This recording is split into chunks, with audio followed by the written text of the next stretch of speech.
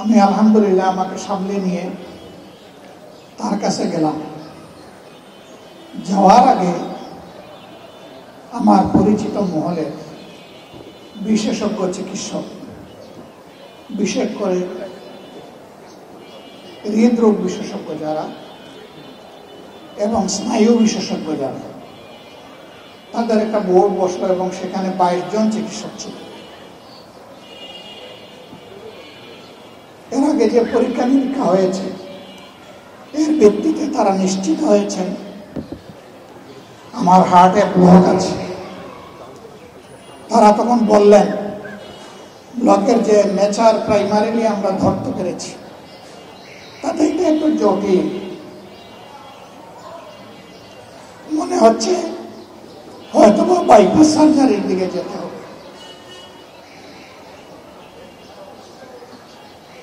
যেহেতু অবস্থাটা একটু ঝুঁকিপূর্ণ, আমাদের অনুরোধ হবে যে এই চিকিৎসাটা আপনি দেশের বাইরে নেবেন। আমি আস্তে আস্তে জিজ্ঞেস করলাম দেশটা কোনটা হতে পারে। তারা বললেন আমাদের first choice Singapore, Mount Elizabeth hospital. এরপরে আমি জিজ্ঞেস করলাম আর কোনটা হতে পারে। বললেন ব্যাংককের বামরুনগ্রাদ। এরপরে জিজ্ঞেস করলাম আর কোনটা হতে পারে। বললেন সুযোগ হলে আমেরিকায় হতে। আমি শ্রদ্ধার সাথে তাদের সকলের পরামর্শ শুনলাম, ভালোবাসা দিয়ে বললাম আপনাদের আন্তরিক এই পরামর্শের জন্য আমি আন্তরিকভাবে কৃতজ্ঞ। আচ্ছা আপনারা বলুন তো, যে দেশগুলোর নাম বললেন সেই দেশে আল্লাহ আছেন কিনা? বলে যে আল্লাহ তো আছে। যে বাংলাদেশে কয় না, এখানেও আছে। আলহামদুলিল্লাহ। সুস্থতা অসুস্থতা কার হাতে? এক বাক্যে সবাই বললেন আল্লাহ তাআলার হাতে। আমি বললাম যে আল্লাহ আমাকে ওই দেশগুলাতে নিয়ে সুস্থতা দিতে পারেন, আমি বিশ্বাস করি আমার সেই আল্লাহ আমার জন্মস্থান বাংলাদেশেও আমাকে সুস্থতা দিতে। আমি বেদনার সাথে লক্ষ্য করছি আমাদের দেশের চিকিৎসক সমাজের উপর সকলে আস্থা রাখেন না। এই জন্য একটু সামর্থ্য যাদের আছে তারা হুড়মুড় করে বিদেশের দিকে দৌড়ান। তাদের এই দৌড় দেওয়ার মাধ্যমে তারা প্রমাণ করেন যে তাদের আস্থা নাই। তারা যদি আমাদের চিকিৎসক সমাজের উপর আস্থা না রাখেন তাহলে আমাদের সম্মানিত চিকিৎসক বৃন্দ নিজেদের ব্যাপারে আস্থাশীল হবেন কিভাবে? 18 কোটি মানুষের মাঝে ধরে নেই 50 লক্ষ মানুষ হৃদরোগে আক্রান্ত। তাদের সকলের কি ওই সমস্ত দেশে যাওয়ার সামর্থ্য আছে? এমনকি গ্রাম থেকে ঢাকায় আসার সামর্থ্য অনেকের নেই। তারাও তো এই দেশের নাগরিক। আর আমরা কথা বলি নাগরিকদের জন্য, আমরা কাজ করি নাগরিকদের জন্য। সেই নাগরিক সমাজকে বাংলাদেশে ফেলে আল্লাহর কসম আমার পক্ষে বিদেশের মাটিতে চিকিৎসার জন্য যাওয়া সম্ভব নয়। আমার পূর্ণ আস্থা আমার আল্লাহর উপরে আছে, আমার দেশের চিকিৎসক সমাজের উপরে আছে। বহু লোক উন্নত চিকিৎসার আশায় বিদেশে গিয়ে কফিন বক্সা হয়ে বাংলাদেশে ফিরে। আবার হাজারো লোক বাংলাদেশের হাসপাতালগুলা থেকে শিক্ষা নিয়ে সুস্থ হয়ে হাসি মুখে ঘরে ফিরে। আমি তাদের মিছিলে শরীক হতেছি। আল্লাহ যদি আমার বড় হন, আর যদি আল্লাহ অপারেশন টেবিল পর্যন্ত আমার হায়াত রেখে থাকেন, আমি আমার মওলার দরবারে নত শিরে শুকরিয়া আদায় করব। আমার আল্লাহর দরবারে ক্ষমা চাই। আমার দীর্ঘ এই জীবনে আল্লাহ আমাকে যে হায়াত এবং বিভিন্ন প্রকার নিয়ামত দান করেছে, আমি গুনাহগার, আমার প্রভুর নিয়ামতের শুকরিয়া আদায় করতে পারি। আমার প্রভু যেন আমাকে ক্ষমা করে দেন। অপারেশন টেবিলে যখন আমাকে শোয়ানো হলো, অধ্যাপক ডাক্তার জাহাঙ্গীর কবির সাহেব তিনি কিছু কথা জানতে চেয়েছিলেন। আগে পরে মিলে আমি কয়েকটি কথা বলার চেষ্টা করেছি। নাম্বার 1, আমি আপনাদের আস্থার ভিত মজবুত করার জন্য বাংলাদেশে চিকিৎসা নেওয়ার সিদ্ধান্ত নিয়েছি। তবে আমি এটা বিশ্বাস করি না আপনাদের কারো হাতে আমার সুস্থতা। আমি বিশ্বাস করি আমার সুস্থতা মাবুদের হাতে।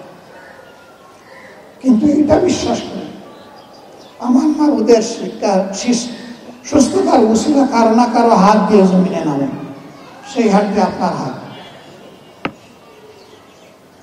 আমি শুনেছি কোটি কোটি মানুষ দেশে বিদেশে আমার জন্য দোয়া করছে, এবং আমি এটাও শুনেছি আমার চাইতে বেশি আপনার জন্য দোয়া করছে,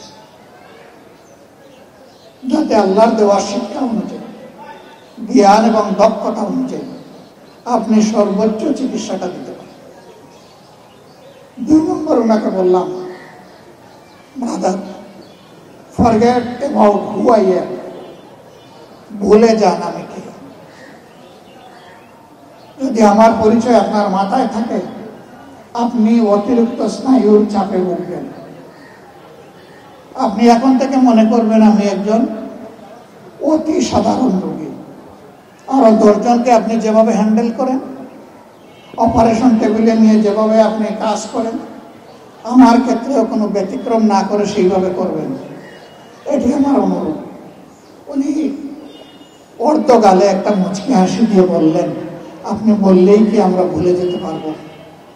তবে আপনি যেহেতু অনুরোধ করেছেন, চেষ্টা করুন।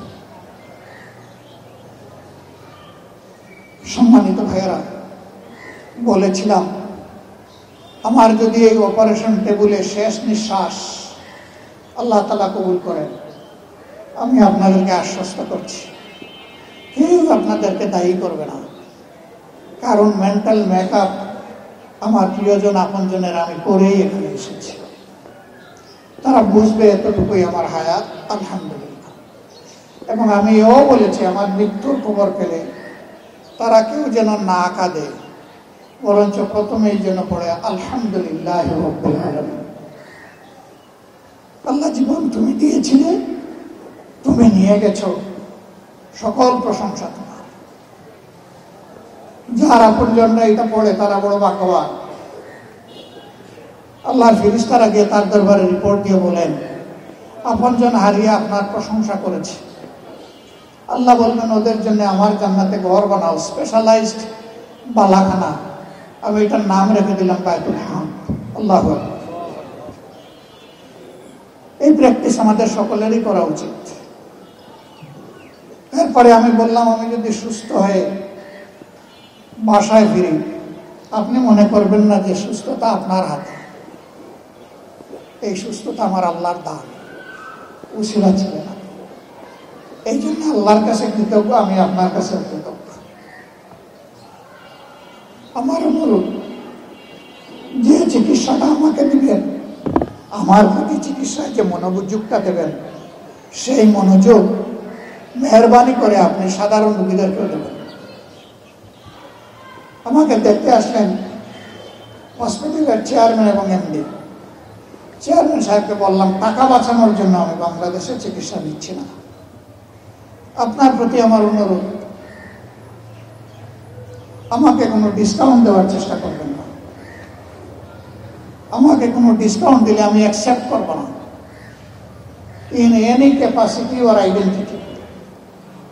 চিকিৎসক হিসাবে, রাজনীতিবিদ হিসাবে, সমাজের একজন সাধারণ কর্মী হিসাবে আমাকে যদি ডিসকাউন্ট দেওয়ার চেষ্টা করেন, তার প্রতিবাদে আমাকে যেদিন ডিসচার্জ দিবেন, আমি আরো 1 দিন 2 দিন হসপিটালে থাকবো এবং তারও বিল দেবো। ওই 2 দিনের জন্য বিল আমি দেবো, তাই আপনারা থাকবেন। হ্যাঁ, ডিসকাউন্ট যদি দিতেই হয়, those who are deserving peoples, যাদের আর্থিক কষ্ট আছে তাদেরকে দেবেন। এর জন্য আমি একটু সব পাবো, এই রিকমেন্ডেশন। তারা বলেছেন চেষ্টা করবেন, আল্লাহ তাদেরকে তাওফিক দান করুন। জন বিশেষজ্ঞ চিকিৎসক, প্রবীণ চিকিৎসক, দেশের খ্যাতিমান চিকিৎসক, তারা প্রতিদিন আমাকে কমপক্ষে একবার না দেখে তারা তাদের কর্মস্থল ত্যাগ করতেন না।